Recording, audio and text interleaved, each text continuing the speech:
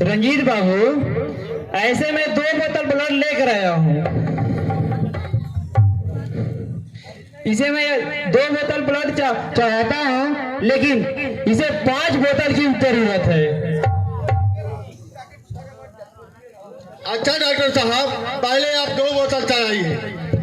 अरे हमारे गिरोह में यानी रंजीत गिरोह, आप तो रंजीत गिरोह को जानते हैं, हमारे एक से एक हमारे गिरोह में आदमी हैं। हर कोई खून देने के लिए तैयार होगा। हवा सिंह। हाँ सरदार। अरे तुम तो खून दोगे ना? रामदेव सरदार।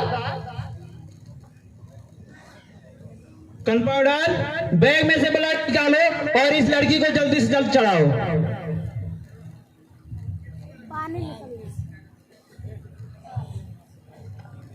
पत्थर सिंह, पत्थर सिंह। जी सरदार। तुम क्या बोल रहे हो? अरे वहां पर बोलो।